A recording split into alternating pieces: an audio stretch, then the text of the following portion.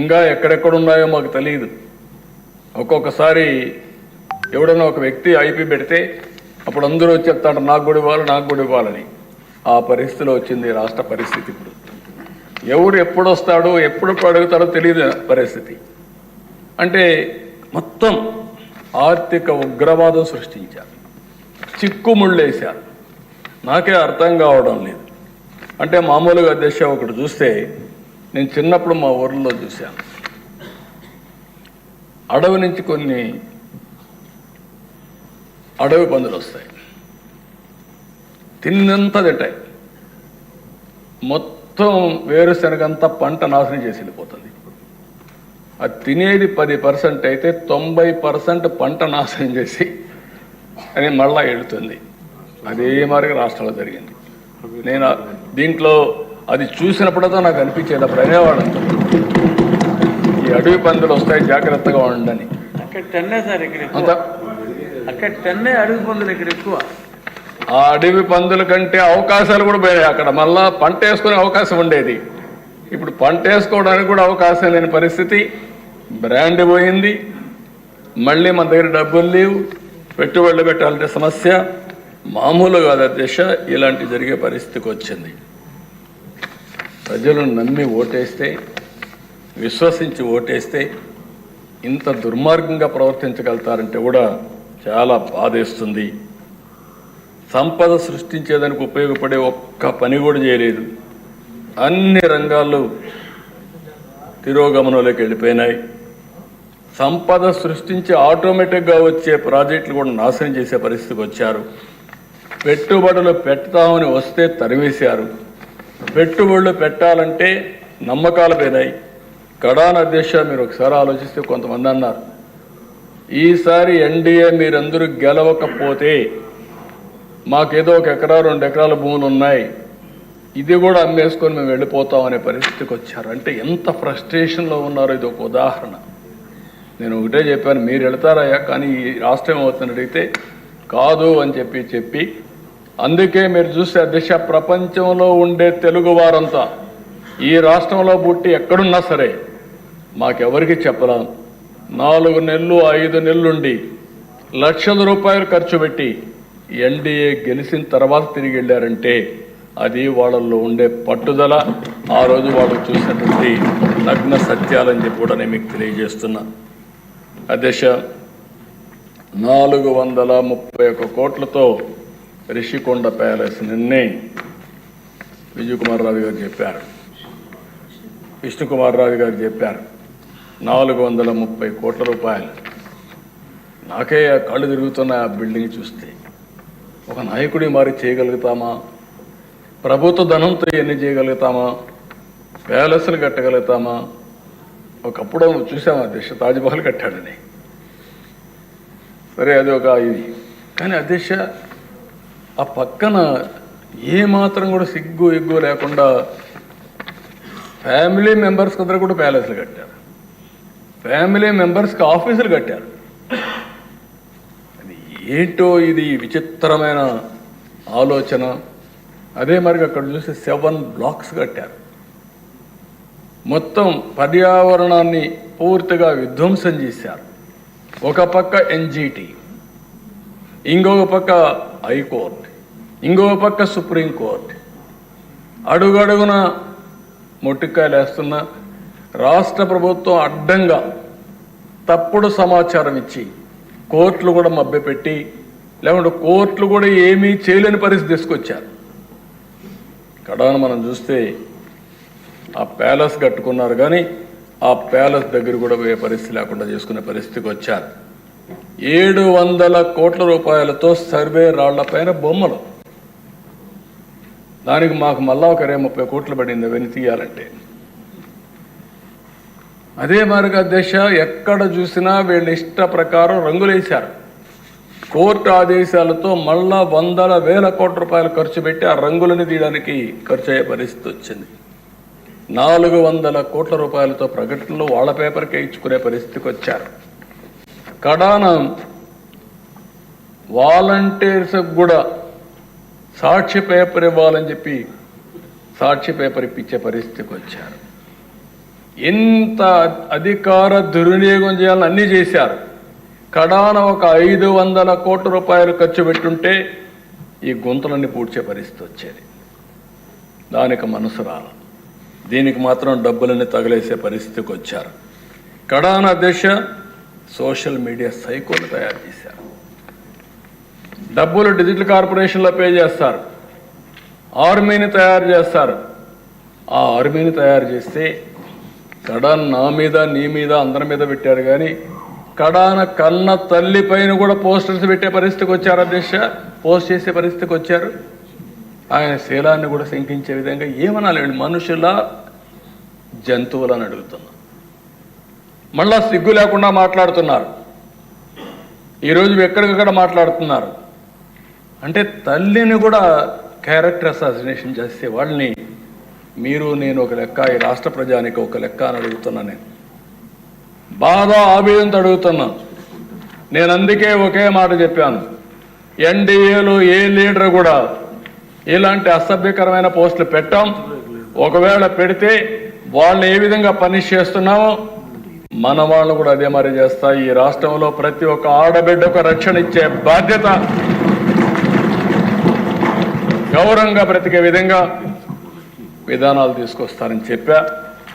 అందుకే ఒకే మాట అన్నాను, రాబోయే రోజుల్లో ఏ ఒక్క ఆడబిడ్డ కూడా అవమానపడడానికి వీల్లేదు. కఠినంగా వ్యవహరిస్తాం, మెర్సిలెస్గా ఉంటాం, చట్టానికి పదును పెడతాం. పదును పెట్టడమే కాదు, అలాంటి వాళ్ళు ఈ రాష్ట్రానికే ఒక విధంగా చెప్పాలంటే ఈ రాష్ట్రంలో ఉండడానికి కూడా అర్హత లేదు. నేను చాలా స్పష్టంగా చెప్తున్నా, ప్రజల కోసరం, ఆడబిడ్డల రక్షణ కోసరం ఈ ప్రభుత్వం కఠినమైన నిర్ణయాలు తీసుకొని ఉక్కు పాదంతో అణిచివేస్తాం తప్ప వదిలిపెట్టే సమస్య లేదని మరొకసారి ఈ సభ ద్వారా ఆడబిడ్డలందరికీ విజ్ఞప్తి చేస్తున్నా. ఇది ఒక ఆర్గనైజ్డ్ క్రైమ్.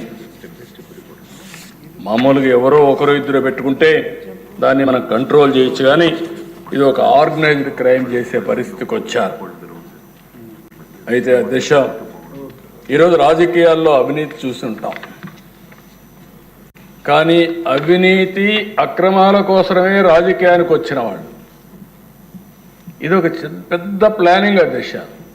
45 ఏళ్ళైంది మా పార్టీ. ఇంతవరకు మాకు పేపర్ లేదు, టీవీ లేదు. పార్టీ పెట్టేటప్పుడే, పార్టీ పెట్టకపోయినా ఒక టీవీ లేకపోతే ఒక పేపర్ ఇవన్నీ క్రియేట్ చేసుకొని స్టార్ట్ చేశారు. ఇంకొక పక్కన అధ్యక్ష, ఎక్కడ చూసినా పెద్ద ఎత్తున అవినీతి కొత్త నిర్వచనాలు చేసుకొచ్చే పరిస్థితికి వచ్చారు. ఇవన్నీ చేసి రాష్ట్రంలో మీరు చూస్తే రైతు బజార్లని, తహసీల్దార్ ఆఫీసుల్ని, కొన్ని హెల్త్ సెంటర్ని తాకట్టు పెట్టారు. ఇంకో పక్క మద్యం నిషేధిస్తామని చెప్పి 5 ఏళ్ళలో చేసేస్తున్నామని చెప్పి మద్యం పైన వచ్చే ఆదాయాన్ని 25 సంవత్సరాలు తాకట్టు పెట్టి దాంట్లో డబ్బులు తీసుకొచ్చే పరిస్థితికి వచ్చారు. 25,000 కోట్లు తీసుకొచ్చే పరిస్థితికి వచ్చారు. ఏమన్నాను అడుగుతున్నా. అంటే ఎక్కడికి పోయిందో అర్థం కాని పరిస్థితి వచ్చింది. కేంద్రం ఇచ్చిన నిధులన్నీ దారి మళ్ళించారు. పేదలకు చెందవలసిన పథకాలు చాలా వరకు గండి కొట్టే పరిస్థితికి వచ్చారు. ఈరోజు మీరు చూస్తే దేశ, ఇంత మునిపే మినిస్టర్ గారు చెప్పారు, ఆ డబ్బులు కానీ వచ్చుంటే మళ్ళీ మనకు కేంద్రం ఎప్పుడు కూడా డిఫరెంట్ స్కీమ్స్కి డిఫరెంట్ పందాలు డబ్బులు ఇస్తారు. ఈరోజు నరేగా ఉంది, 90% కేంద్ర నిధులు వస్తాయి, మంది 10% వస్తుంది. ఇందులో 70% లేబర్కి ఇవ్వాలి, 30% మెటీరియల్ కాంపోనెంట్కి ఇచ్చుకునే అవకాశం ఉంటుంది. దీన్ని ఎంత, ఇది డిమాండ్ డ్రివన్ ప్రోగ్రామ్. మనం ఎంత ఉపయోగించుకుంటే అంత ముందుకు పోతాం. ఈ కార్యక్రమాన్ని ఉపయోగించుకొని గత ప్రభుత్వంలో లోకేష్ గారు పంచాయతీరాజ్ మినిస్టర్గా ఉంటే 24,000 కిలోమీటర్లు సిమెంట్ రోడ్లు వేయగలిగారు. 5 సంవత్సరాలు ఏం చేశారు? ఎక్కడికి పోయినాయి ఈ డబ్బులు? ఏమైపోయినాయి ఈ డబ్బులు అడుగుతున్నాను సమాధానం చెప్పి. ఇప్పుడు అదే పవన్ కళ్యాణ్ గారు వచ్చిన తర్వాత 4,500 కోట్ల రూపాయలతో 30,000 పనులు సంక్రాంతికి పూర్తి చేస్తామని చెప్పే పరిస్థితికి వచ్చారంటే అది నాటికి నేటికి వ్యత్యాసం అని చెప్పి కూడా నేను మీకు తెలియజేస్తున్నా. ఇంకో పక్కన దిశ జల్ జీవన్ మిషన్ ఒక ఉదాత్తమైన కార్యక్రమం. ఇది కేంద్ర ప్రభుత్వం కార్యక్రమం తీసుకున్నారు. ప్రతి ఒక్క ఇంటికి కొళ్ళాయి ద్వారా నీళ్లు ఇవ్వాలి, ట్యాప్ ద్వారా నీళ్లు ఇవ్వాలి. దీనికి 45% కేంద్రం ఇస్తుంది, 45% రాష్ట్రం పెట్టుకోవాలి, 10% బెనిఫిషరీ పే చేయాలి.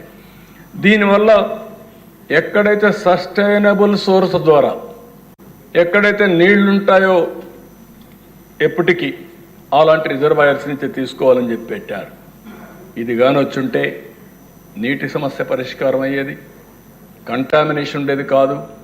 ఈస్ట్ గోదావరి వెస్ట్ గోదావరి ఉంది, చేపల చెరువులు వచ్చాయి, నీళ్లు తాగడానికే అవకాశం లేని పరిస్థితి వచ్చింది. అలాంటప్పుడు గోదావరి నీళ్లు తీసుకొచ్చి ఇంటింటికి ఇచ్చుంటే ఈ సమస్య పూర్తిగా పరిష్కారం అయ్యేది. అలాంటిది యూపీ చూస్తే, ఉత్తరప్రదేశ్ చూస్తే 1,00,000 కోట్ల రూపాయలు వాళ్ళు ఖర్చు పెట్టి ఈ కార్యక్రమాన్ని పూర్తి చేసుకునే పరిస్థితికి వచ్చారు. మనం ఎక్కడా చేయకుండా వదిలిపెట్టి వచ్చిన డబ్బులు కూడా దుర్వినియోగం చేసి డైవర్షన్ చేస్తే మళ్ళా దానికి కూడా డబ్బులు ఇచ్చి యూటిలైజేషన్ సర్టిఫికెట్స్ ఇచ్చి ఇప్పుడు మళ్ళా రీస్ట్రక్చరింగ్ ముందుకు పోయే పరిస్థితికి వచ్చాం. బోర్లో ఉండే వాటర్ తీసుకొని జల్ జీవన్ మిషన్ కింద ఫుల్ఫిల్ చేసే పరిస్థితికి వచ్చారు. బోర్ ఎండిపోతే నీళ్ళు ఎక్కడి నుంచి వస్తాయని అడుగుతున్నా, ఆబ్జెక్టివ్ ఏంటని అడుగుతున్నా. అంటే నీ ఇష్టం వచ్చినట్టు చేసి ఏం చేసినా జరిగిపోతుంది, ఎవరు అడగలేరు అనే దుర్మార్గమైన ఆలోచనతో ముందుకు పోయే పరిస్థితికి వచ్చారు.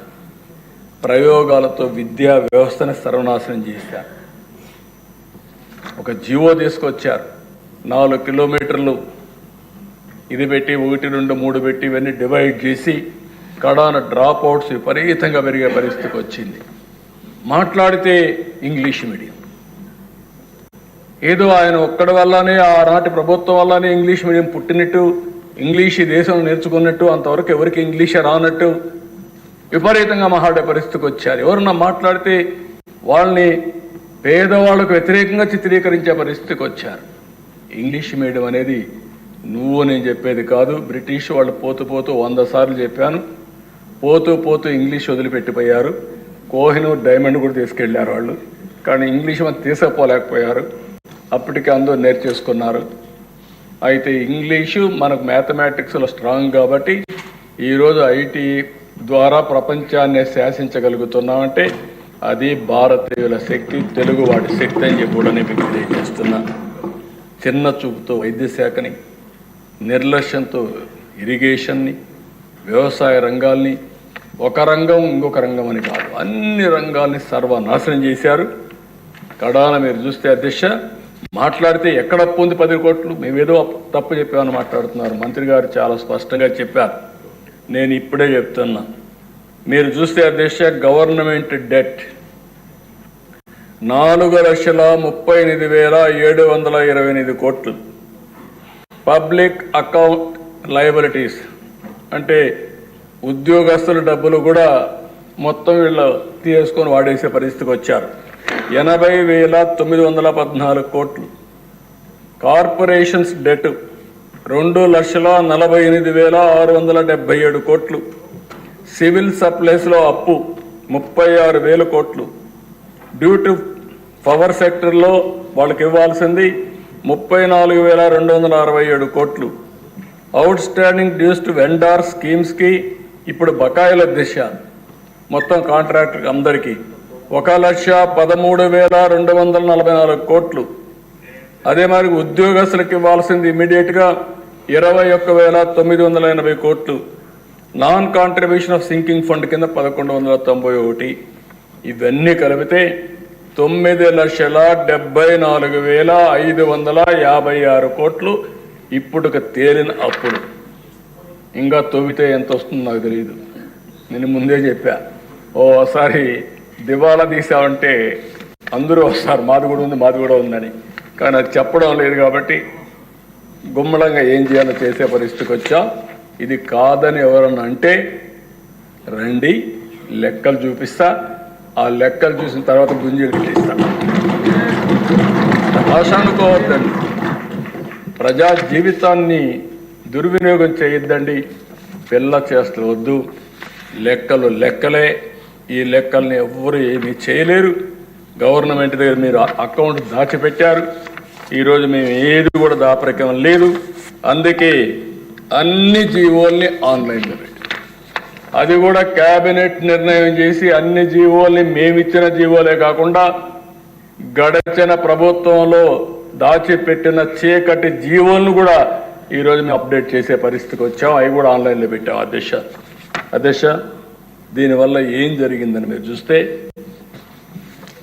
ఒక 12 ఇండికేటర్స్ చెప్తున్న ఎకనామిక్ ఇండికేటర్స్. 14-19లో 6 పైసలు ఎలక్ట్రిసిటీ డ్యూటీ వేసాం. అది కూడా ఎలక్ట్రిసిటీ బోర్డే తీసుకున్నారు. ఇప్పుడు వీళ్ళు వచ్చిన తర్వాత రూపాయి వేసి గవర్నమెంట్ తీసుకున్నారు. రెండోది వాటర్ టారిఫ్. అధ్యక్ష ఆ రోజు 1 కిలో లీటర్కి 40 రూపాయలు ఉంటే 120 రూపాయలు చేశారు. శాండ్ అధ్యక్ష ఫ్రీగా ఇస్తే 475 రూపాయలకు అమ్ముకున్నారు.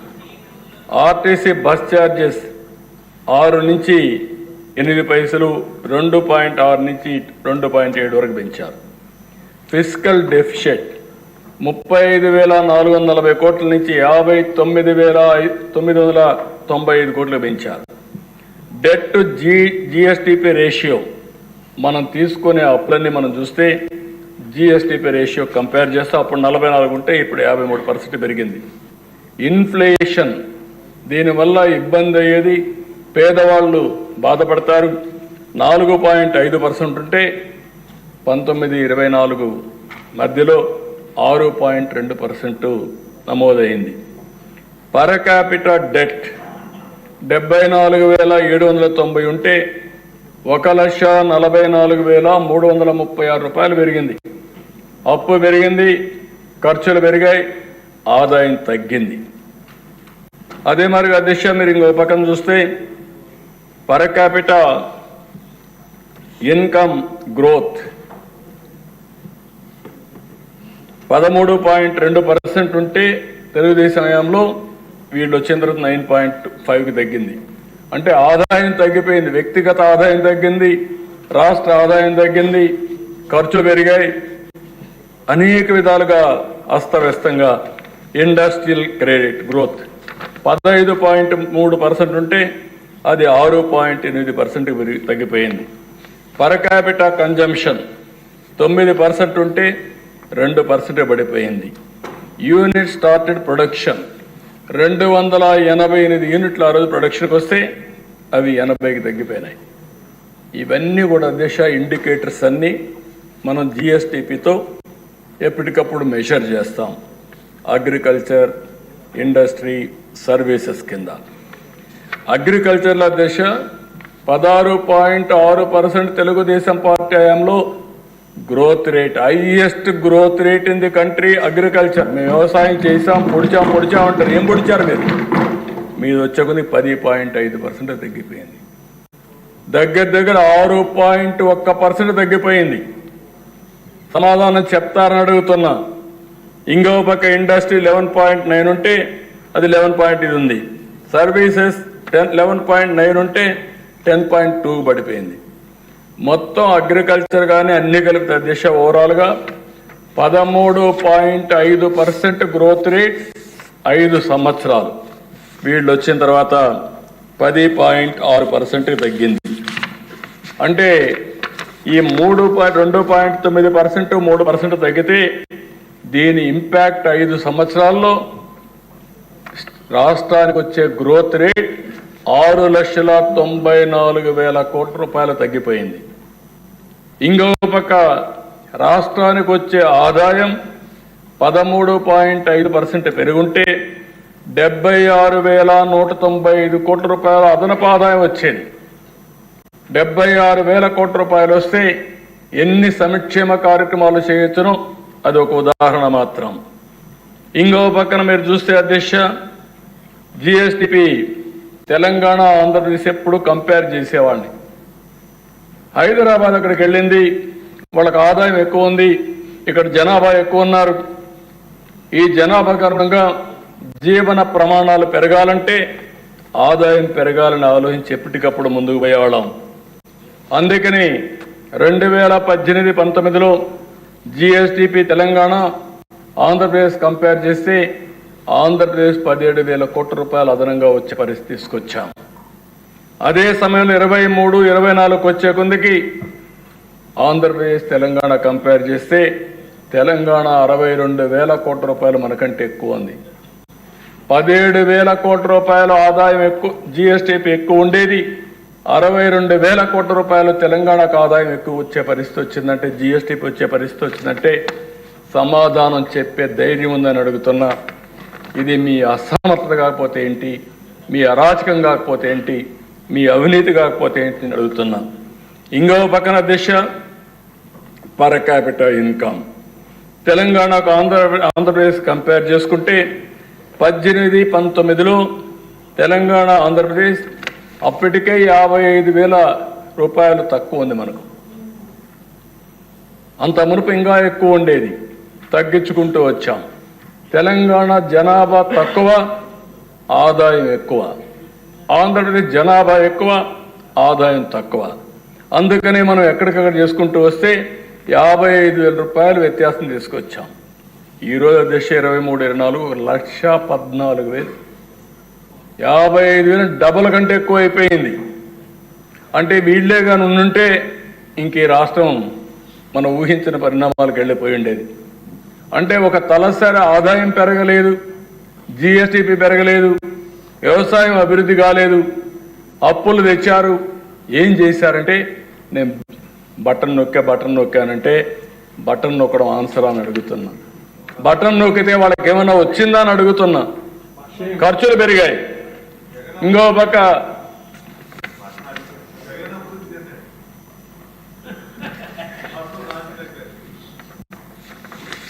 ఇవన్నీ అధ్యక్ష ఏమైనాయి?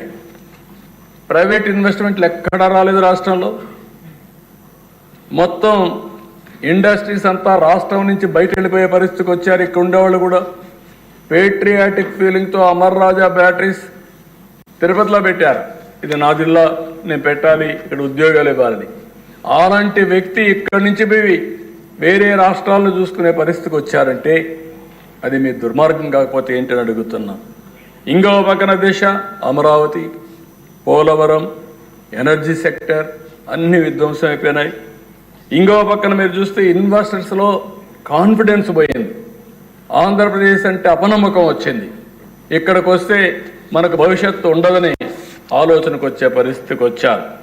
ఇన్ఫ్రాస్ట్రక్చర్ ఒక్క ప్రాజెక్ట్ రాలేదు 5 సంవత్సరాలు. ఉండే రోడ్లని గోతులు దువ్వే పరిస్థితికి వచ్చారు. లిటిగేషన్ అధ్యక్ష ఇప్పుడే మాట్లాడుతూ మంత్రి గారు చెప్పారు, 25,000 కేసులు వేశారు.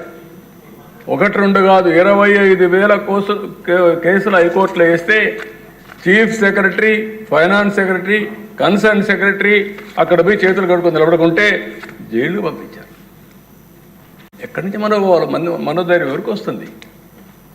అంటే వాళ్ళు చేయని తప్పుకి వాళ్ళని జైలుకు పంపించే పరిస్థితి వస్తే, కంటెంప్ట్ కింద జైలుకు పంపిస్తే ఎలాంటి మనోభావాలు ఉంటాయో, ఏం జరుగుతుందో ఇది ఒక ఉదాహరణ అని చెప్పి కూడా నేను మీకు తెలియజేస్తున్నా.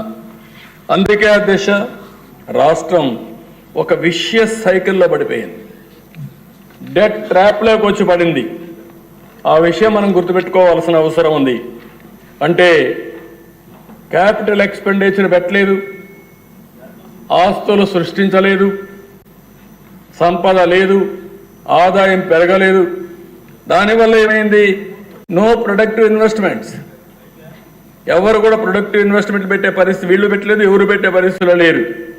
దీనివల్ల ఆదాయం తగ్గిపోయింది, హయ్యర్ ట్యాక్సెస్ వేసే పరిస్థితికి వచ్చారు. ఇంతేకాకుండా వీళ్ళు బటన్ నొక్కాలి కాబట్టి ఎక్కువ అప్పులు తేవడం, ఆస్తులు తాకట్టు పెట్టడం. కడాన ఆస్తులు తాకట్టు పెడితే ప్రభుత్వం యొక్క ఇమేజ్ పూర్తిగా నాశనం అయిపోవడం. మళ్ళీ దాన్ని డెట్ సర్వీసింగ్ చేయడానికి అప్పులు కట్టాలి, వడ్డీ కట్టాలి, మళ్ళా జీతాలు ఇవ్వాలి. ఈ విధంగా ఒక విషియస్ సర్కిల్లోకి వచ్చి పడిపోయాం. ఏం చేయాలన్న దిక్కుదలిన పరిస్థితి. ఆ పరిస్థితి నుంచి ఇప్పుడిప్పుడే ఈరోజు మీరు చూస్తున్నారు 7 వైట్ పేపర్స్ని పబ్లిసైజ్ చేశాం. అదే మరి దాన్ని ఏ విధంగా చేయాలో మళ్ళీ స్వర్ణ ఆంధ్రప్రదేశ్ విజన్ తయారు చేశాం. ఇలాంటి దారుణమైన పరిస్థితిలో మేమందరం కూడా అధికారాన్ని చేపట్టి ప్రజలకు విజ్ఞప్తి చేస్తున్నా. యాస్పిరేషన్స్ ఎక్కువ ఉన్నాయి అధ్యక్ష, అందరిలో ఉన్నాయి, ప్రజల్లో ఉన్నాయి, ఉద్యోగస్తుల్లో ఉన్నాయి, పార్టీ కార్యకర్తలకు ఉన్నాయి. అందరూ కూడా మేము పనిచేసాం. నేను కాదని అందరూ పనిచేశారు. మేమందరం ఓట్లు వేసాం, అందరూ ఓట్లు వేశారు. మీ యాస్పిరేషన్ చాలా ఉన్నాయి. ఆ యాస్పిరేషన్స్ నెరవేర్చాలంటే ఎక్స్ట్రా ఎఫర్ట్ పెడితే తప్ప సాధ్యం కాదు. కానీ ఈరోజు మీరు చూస్తే ఈ అధికారం అనేది రాత్రింబగుళ్ళు కష్టపడితే కూడా ప్రజల యాస్పిరేషన్ నిలబెట్టుకునే పరిస్థితి లేకుండా ముందుకు పోతున్నాం. ఒక్కొక్క ఇటుక పేర్చుతూ ముందుకు వచ్చాం. ఇచ్చిన హామీల్ని ఒక్కొక్కటి నెరవేర్చుకుంటూ వస్తున్నాం. గాడి తప్పిన పరిపాలన ఘాట్లో పెడుతున్నాం. ఒక మాటలో చెప్పాలంటే మేము అధికారంలోకి వచ్చే లోపల రాష్ట్రం వెంటిలేటర్ పైన ఉంది. ఆ రోజు మన ప్రజానీకం చేసినటువంటి మంచి పని 21 మందిని గెలిపించారు. బీజేపీ, తెలుగుదేశం, జనసేన ముగ్గురిని కలిపి 21 మందిని గెలిపించారు. మన గెలుపు ఢిల్లీలో కూడా మన పలుకుబడిని పెంచే పరిస్థితికి వచ్చింది. కేంద్రం రాష్ట్రం కలిసి ఆ రోజు హామీలు ఇచ్చాం. అటు నరేంద్ర మోడీ గారు, నేను, పవన్ కళ్యాణ్ గారు కొన్ని హామీలు ఇచ్చాం. ఆ హామీలు నిలబెట్టడానికి కేంద్రం పూర్తిగా సహకరించింది. ఆ సహకారం లేకపోతే ఈ రాష్ట్రం ఏమయ్యేదో నేను కూడా ఒకసారి ఆలోచిస్తే, నేను ఒకవేళ అనుభవం ఉన్నా చేయగలుగుతానా లేదా అని ఆలోచించినప్పుడు చాలా సమస్య అయ్యేది. అలాంటి సమస్య నుంచి వెంటిలేటర్ నుంచి పైకి తీసాం అధ్యక్ష. ఆ విషయం గుర్తుపెట్టుకోవాలి అందరం. అయిపోయిందని నేను చెప్పడం లేదు. ఎక్కడ వెసులుబాటే లేని పరిస్థితి. అప్పు తేవాలంటే FRBM, ఇంకో పక్కన ఎక్కడైనా ఆస్తులు అమ్మాలంటే ఆస్తులు కూడా లేని పరిస్థితి. ఈ పరిస్థితిలో నుంచి మనం ఘాటున పెట్టే పరిస్థితికి వస్తున్నాం.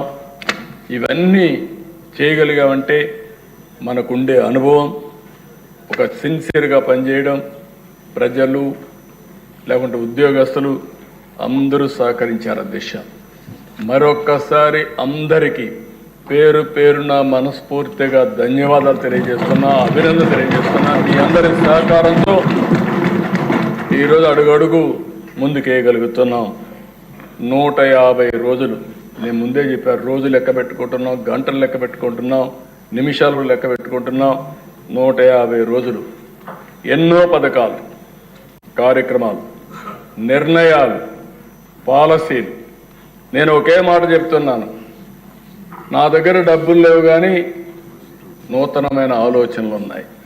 ఒక మంచి ఆలోచన ప్రపంచాన్నే మారుస్తుంది. అలాంటి ఆలోచనలతో ముందుకు వద్దాం. మళ్ళీ సంపద సృష్టిద్దాం, పేదరిక నిర్మూలన చేద్దాం, ఉపాధి అవకాశాలు కల్పిస్తామని ముందుకు పోతున్నాం. ఈరోజు అందుకనే మీరు చూస్తే నిన్ననే 6 బెస్ట్ పాలసీలు తీసుకొచ్చాను.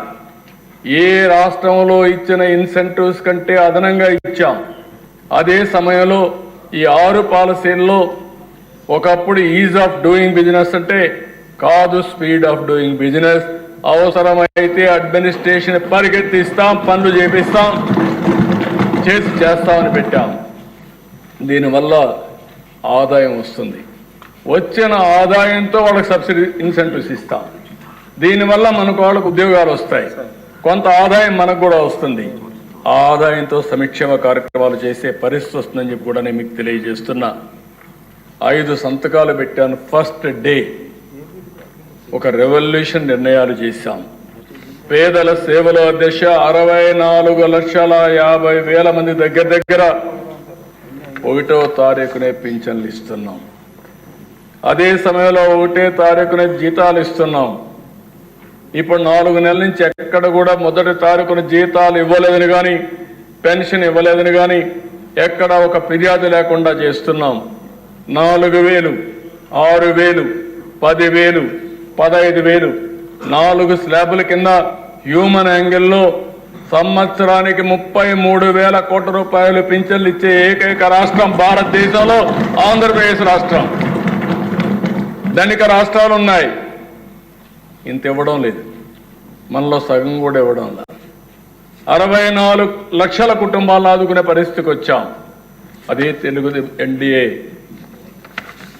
మానవతా దృక్పథంతో పనిచేస్తున్నాం అని చెప్పి కూడా నేను మీకు తెలియజేస్తున్నా. అన్నా క్యాంటీన్లు కూడా నాశనం చేశాను.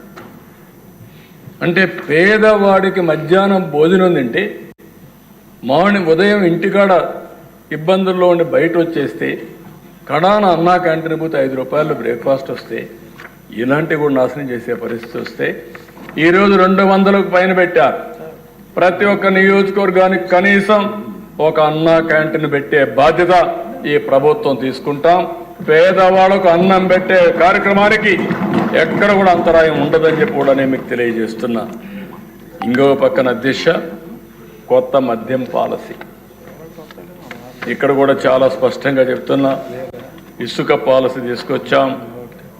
అందరినీ కూడా విజ్ఞప్తి చేస్తున్నా, మీ నియోజకవర్గాల్లో మీరు ఈ పాలసీల్ని సమర్థవంతంగా అమలయ్యే బాధ్యత శాసనసభ్యులు కూడా తీసుకోవాల్సిన అవసరం ఉంది. వైఎస్ఆర్ కాంగ్రెస్ పార్టీ అయితే దీన్ని కూడా సెపటైజ్ చేయాలని చూస్తారు, ఎన్ని విధాల అడ్డంకులు క్రియేట్ చేయాలని చూస్తారు. కానీ ఇక్కడ మాత్రం నో టాలరెన్స్. ఆ విషయంలో చాలా స్పష్టంగా ఈ ప్రభుత్వం ఉన్నాం. ఇలాంటి విషయాల్లో మాత్రం మనం అందరం కూడా ప్రజల మనోభావాల ప్రకారం పనిచేయాల్సిన అవసరం ఉంది. ఇంకో పక్కన దిశ law and order, zero tolerance. దాంట్లో నేనేమాత్రం రాజీ లేదు. ఎవరైనా సరే ఈ రాష్ట్రంలో లా అండ్ ఆర్డర్ సమస్యలు క్రియేట్ చేయాలంటే రాజకీయ ముసుగులో నేరస్తులు వచ్చి నేరాలు ఘోరాలు చేయాలంటే ముందు రాజకీయ ముసుగు తీస్తాం, నేరస్తులను నేరస్తులుగానే ట్రీట్ చేస్తాం తప్ప వాళ్ళ పెద్ద మనుషులుగా కాదని చెప్పి కూడా నేను మీకు తెలియజేస్తున్నా. ప్రజలకు సెక్యూరిటీ ఇవ్వాల్సిన బాధ్యత మాది. లా అండ్ ఆర్డర్ మెయింటైన్ చేస్తాం, ఆడబిడ్డల శీలాన్ని కాపాడుతాం, ఆస్తుల్ని కాపాడుతాం, భద్రతకు భరోసా ఇస్తాం. అక్కడ ఏమాత్రం రాజీ లేదని మరొకసారి తెలియజేస్తున్నా. ఈరోజు వీళ్ళు ఇక్కడికి రాకపోవచ్చు, నేను చెప్పాల్సింది రాష్ట్ర ప్రజలకు చెప్పాల్సిన బాధ్యత మనకు ఉందని చెప్పి కూడా నేను మీకు తెలియజేస్తున్నా. ఇంకో పక్కన ఈరోజు దిశ జాబ్ ఫస్ట్, దీనికి అత్యుత్తమైనటువంటి పాలసీలు తీసుకొచ్చాం. రేపు వెళ్ళిన టూరిజం కూడా తీసుకొస్తాం. 20 లక్షల ఉద్యోగ కల్పన ధ్యేయంగా పెట్టుకున్నాం. దీంతో ముందుకు పోతాం. ఇప్పుడే కేంద్రం నుంచి ఇచ్చిన నిధులు కానీ ఇవన్నీ పెట్టి అమరావతి పట్టాలెక్కిచ్చాం, పోలవరం పట్టాలెక్కిచ్చాం. రాబోయే 2 సంవత్సరాల్లో పోలవరాన్ని పూర్తి చేయాలని దృఢ సంకల్పంతో ఈ ప్రభుత్వం ఉంది. ఇంకా అన్ని మార్గాలు కూడా అన్వేషిస్తున్నాం. అవసరమైతే నదుల అనుసంధానం కూడా ఏ విధంగా చేయాలనో చేసి ఎప్పటికైనా సరే పోలవరం నుంచి గోదావరి పెన్న, గోదావరి వంశధార టు పెన్నాగా నదుల అనుసంధానం జరిగితే ఈ రాష్ట్రానికి కరువు అనే మాట రాదు. ప్రతి ఒక్క ఎకరాకు నీళ్లు ఇచ్చే ఇది వస్తుంది. దక్షిణ భారతదేశంలో ఈ నదుల అనుసంధానం జరిగితే ఇదే మొదటి రాష్ట్రం అవుతుంది. దానికి దృఢ సంకల్పంతో ఉన్నాం, గట్టి సంకల్పంతో పనిచేస్తున్నాం. అది కూడా వర్కౌట్ చేస్తున్నాం అని చెప్పి కూడా నేను మీకు తెలియజేస్తున్నా. ఇంకో పక్కన దిశ ఏదైతే సూపర్ 6లో దీపం 2 ఇచ్చాం, దీన్ని కూడా రాబోయే 4 నెలలు ఎవరైతే గ్యాస్ కావాలో తీసుకునే వెసులుబాటు ఇచ్చాం. దాన్ని కూడా మేము ఆలోచిస్తున్నాం, కేంద్రంతో మాట్లాడుతున్నాం. ఒకవేళ వాళ్ళు డబ్బులు కూడా కట్టే పరిస్థితి లేకుండా ఇప్పుడైతే 48 అవర్స్లో వాళ్ళ అకౌంట్కి డబ్బులు పోతుంది. అట్లా కాకుండా వీలైనంత వరకు నేరుగానే ఇచ్చే ఏర్పాటు చేసుకుంటే మనమే ఆ డబ్బులు వాళ్ళకి ఇచ్చే అవకాశం వస్తుంది. దాన్ని కూడా వర్కౌట్ చేస్తున్నాం అని చెప్పి కూడా నేను మీకు తెలియజేస్తున్నా. గ్రామాల్లో పనులు, రోడ్లు మరమ్మతులు పెద్ద ఎత్తున చేపట్టాం. 150 రోజుల్లో లక్షల కోట్ల రూపాయలకు పెట్టుబడులకు మళ్ళీ శ్రీకారం చుడుతున్నాం. నేనేదో ఈరోజు అన్ని చేసామని చెప్పడం లేదు, ప్రజలకు కూడా విజ్ఞప్తి చేస్తున్నా. కొద్ది కొద్దిగా నమ్మకాన్ని కల్పిస్తున్నాం. నమ్మకంతో ఒక్కొక్కరే వస్తున్నారు, కానీ ప్రజల్లో కూడా ఒక అనుమానం ఉంది. రాబోయే రోజుల్లో మళ్ళా ఇలాంటి దుర్మార్గమైన పరిపాలన వస్తే మేము ఏమవుతామంటే అలాంటి అవకాశం ఇంకా రాదు. మా రాష్ట్ర ప్రజలకు విజ్ఞత ఉంది. వాళ్ళ భవిష్యత్తు కోసం మేము అన్నీ చేస్తున్నాం. కాబట్టి ధైర్యంగా వచ్చి పెట్టుబడులు పెట్టండి. ఆ పెట్టుబడులకు భరోసా మాదని చాలా స్పష్టంగా హామీ ఇస్తున్నాం. దానివల్ల ఫలితాలు, మెరుగైన ఫలితాలు వచ్చే పరిస్థితి వస్తామని కూడా నేను మీకు తెలియజేస్తున్నాను.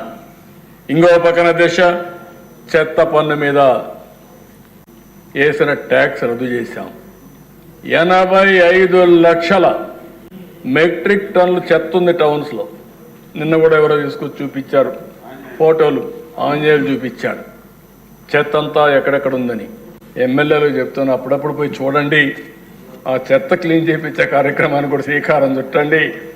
మేము ఎమ్మెల్యేలు మాకేం పని అంటే చెత్త వేసిపోయారు, ఆ చెత్తను కూడా శుభ్రం చేసే బాధ్యత మీ మీద ఉంది. ఫస్ట్ ఆ చెత్త అంతా క్లీన్ చేయండి. చేసి అదేమ్మా ఎక్కడ వేయాలని నారాయణ గారు చూపిస్తారు ప్లేసు, చూపించినాక అక్కడ వేయండి. మీరు దానికి దోహదం చేయండి. అదే మరి ఇంకొక పక్కన ఈ జనవరి లోపల, సంక్రాంతి లోపల ఎక్కడ గుంతలన్నీ పూడ్చే బాధ్యత, వాళ్ళు గుంతలు తొగిపోతే ఆ గుంతలన్నీ పూడ్చే బాధ్యత మేము తీసుకున్నాం. ఈరోజు 1-2 కాదు, ఒక్కొక్క కిలోమీటర్ చూస్తే ఎన్ని గుంతలు ఏంటో అర్థం కాని పరిస్థితి. మొత్తం ఒకటే చెప్పాం, 850 కోట్ల రూపాయలు ఖర్చు పెడుతున్నాం. రాష్ట్రంలో అన్ని గుంతలు పూడ్చాల్సిన బాధ్యత ఉంది. ఇంకో పక్క నేషనల్ హైవేస్ అయితే 55,000 కోట్ల రూపాయలు రాబోయే 2.5 సంవత్సరాల్లో ఖర్చు పెట్టబోతున్నారు. 72,000 కోట్ల రూపాయలు రైల్వేస్లో రాబోయే 3-4-5 సంవత్సరాల్లో ఖర్చు పెట్టేదానికి శ్రీకారం చుట్టాం. ఇంకో పక్కన దిశ, మత్స్యకారుల ఉపాధిని దెబ్బతీసే 217 జీవో రద్దు చేశాం. స్వర్ణకారుల కార్పొరేషన్ ఏర్పాటు చేశాం. గీత కార్మికులకు ఫస్ట్ టైం చరిత్రలో 10% మద్యం షాపులు రిజర్వ్ చేసిన పార్టీ తెలుగుదేశం పార్టీ, ఎన్డీఏ అని చెప్పి కూడా మీకు తెలియజేస్తున్నాను. అర్చకుల జీతాలు 10,000 నుంచి 15,000కు పెంచాం. దేవాలయాల్లో నాయీ బ్రాహ్మణుల వేతనాలు 15,000 నుంచి 25,000కు పెంచాం. దూప దీప నైవేద్యం కింద ఆలయాలకు ఆర్థిక సాయం 5,000 నుంచి 10,000కు పెంచాం. వేద విద్య చదివినటువంటి నిరుద్యోగ నేతకి 3,000 రూపాయలు నిరుద్యోగ వృత్తి ఇస్తున్నాం. చేనేతలకు జీఎస్టీ ఎత్తేసాం. గృహ నిర్మాణానికి అదనంగా 50,000 రూపాయలు సహాయం చేశాం. రైతులకు గత ప్రభుత్వం బకాయి పెట్టిన 1,674 కోట్ల రూపాయలు విడుదల చేశాం. 4,500 కోట్లతో గ్రామాల్లో మళ్లీ వెలుగులు తేవడానికి 30,000 పనులకు శ్రీకారం చుట్టాం. మళ్లీ రైతులకు సబ్సిడీతో డ్రిప్ పరికరాలు ఇస్తున్నాం. పాడి రైతులకు 90% రాయితీతో షెడ్లు కట్టిస్తున్నాం. రాజధాని రైతులు, కౌలు రైతులకి 400 కోట్ల రూపాయల బకాయిలు చెల్లిస్తున్నాం. పోలీస్ శాఖని 100 కోట్ల రూపాయలు అదనంగా డబ్బులు ఇచ్చి వాళ్ళందరినీ కూడా స్ట్రీమ్లైన్ చేస్తున్నాం. కొప్పర్తి, ఓర్వకల్, కృష్ణపట్నం, నక్కపల్లి 4 ఇండస్ట్రియల్ కారిడార్స్ వస్తున్నాయి. దీనికి దగ్గర ఒక 10,000 కోట్ల రూపాయలు ఖర్చు పెడుతున్నాం. కర్నూలులో డ్రోన్ సిటీ ఏర్పాటు చేస్తున్నాం. 300 ఎకరాల భూమి ఇచ్చాం. విశాఖ రైల్వే జోన్ భూమి ఇవ్వకుండా కేంద్రం అనేక పర్యాలు చెప్పిన లెక్క చేయకుండా ఉంటే మడసర్లో 52 ఎకరాల భూమి ఇచ్చి తొందరలోనే ఫౌండేషన్ వేసి లాంగ్ పెండింగ్ సమస్యకి పరిష్కార మార్గం చూపించామని చెప్పి కూడా నేను మీకు తెలియజేస్తున్నా. పేదవాళ్ళకి ఇళ్లు కట్టే కార్యక్రమానికి శ్రీకారం చుట్టాం. డిసెంబర్ లోపల 1,00,000 ఇండ్లు ఒకేసారి లాంచ్ చేస్తాం. అదే మరి గ్రామాల్లో 3 సెంట్లు, పట్టణాల్లో 2 సెంట్లు ఇచ్చి రాబోయే 5 సంవత్సరాల్లో ఇంటి జాగా లేదనకుండా ప్రతి ఒక్కరికి ఇల్లు కట్టించే బాధ్యత ఎన్డీఏ ప్రభుత్వం తీసుకుంటాం. ఇదే కదా దిశ. అందుకే ఈరోజు ప్రజలకు ఒకసారి చెప్పాలి. ఆ రోజు చెప్పాము, ఈరోజు చెప్తున్నా, సంపద సృష్టిస్తాం, ఆదాయాన్ని పెంచుతాం. పెంచిన ఆదాయాన్ని మళ్ళీ మనకుండే అవకాశాలను తీసుకుని పేదవాళ్లకు సంక్షేమ కార్యక్రమాలు సాధికారత కోసం ఖర్చు పెడతాం. ఏదైతే మనం చెప్పినటువంటి సూపర్ 6 కానీ మనం ఇచ్చిన ఎన్నికల హామీలు కానీ పూర్తిగా నెరవేర్చడమే కాదు, ఇంకా అదనంగా నెరవేరుస్తున్నాం. ఓసారి ఎన్నికల మేనిఫెస్టోలో కొన్ని చెప్తాం, మన దృష్టికి కొన్ని వచ్చినప్పుడు అది సంక్షేమం కావచ్చు, అభివృద్ధి కావచ్చు, ఇంకా ఏమేం చేయాలో చేసుకుంటా ముందుకు పోతాం. ఇవన్నీ చేసి ఈ రాష్ట్రాన్ని స్టెప్ బై స్టెప్ ఒకే రోజు నేను చేసేస్తామని చెప్పలేను. ఎందుకంటే ఎప్పుడూ చూడనటువంటి విధ్వంసం చూస్తున్నాను, ఎప్పుడూ చూడనటువంటి అధికారుల్లో నిర్వీర్యం చూస్తున్నాను. వ్యవస్థలు నిర్వీర్యమైపోయినాయి.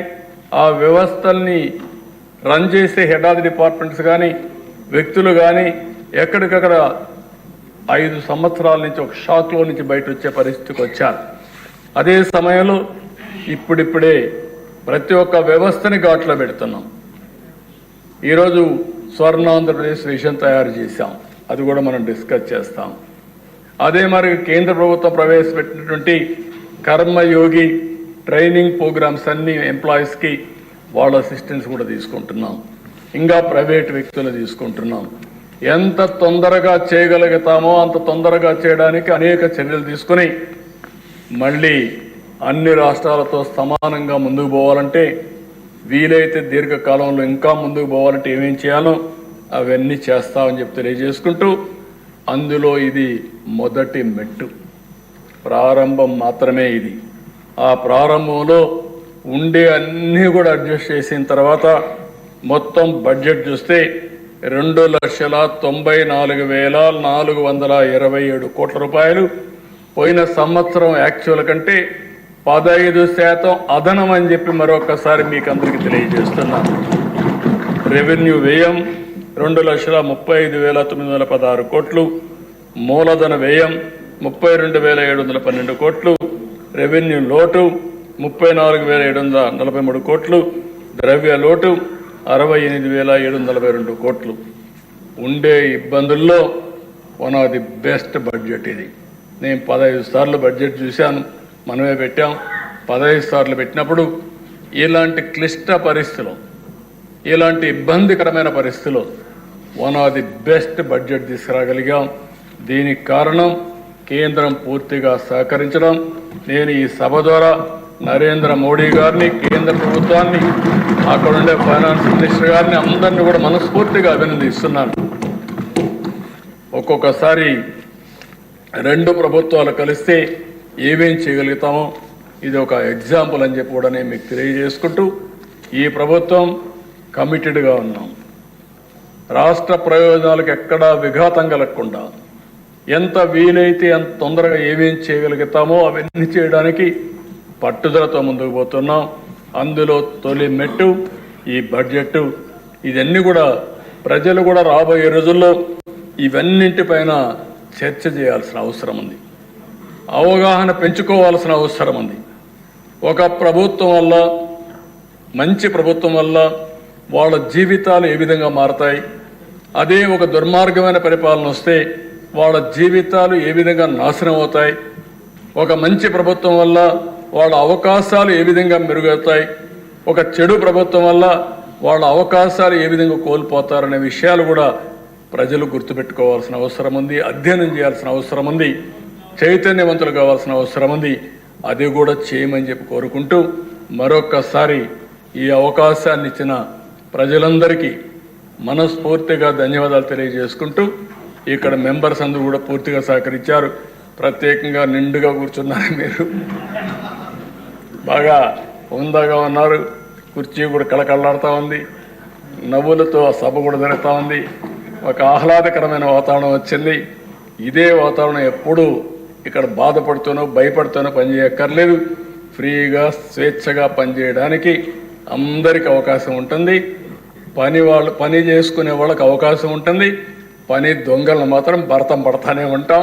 అక్కడ రాజీ లేదని చెప్పి మీకు తెలియజేసుకుంటూ, ఈ అవకాశాన్ని ఇచ్చిన మీకు మనస్ఫూర్తిగా నమస్కారాలు, ధన్యవాదాలు. Thank you. ధన్యవాదాలు. చాలా భవిష్యత్తుకి ఒక అద్భుతమైన భరోసా కేశవ్ గారు గౌరవనీయులైన ముఖ్యమంత్రి గారు ఇచ్చారు. ఇప్పుడు భోజన విరామం లేదు. మరీ ఆకలిగా ఉన్నవాళ్ళు ఎవరైనా మరీ ఆకలిగా ఉన్నవాళ్ళు వెళ్ళి భోంచేసి రండి. ఇప్పుడు బిల్లులు ఉన్నాయి.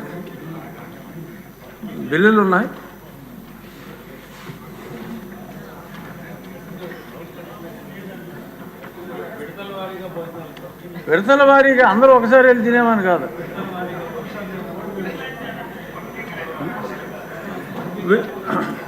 విద్యుత్ శాఖ మంత్రి గారు ఆంధ్రప్రదేశ్ విద్యుత్ సుంకం 2వ సవరణ బిల్లు 2024ను పరిగణలోకి తీసుకునేందుకు అనుమతి కోరతారు.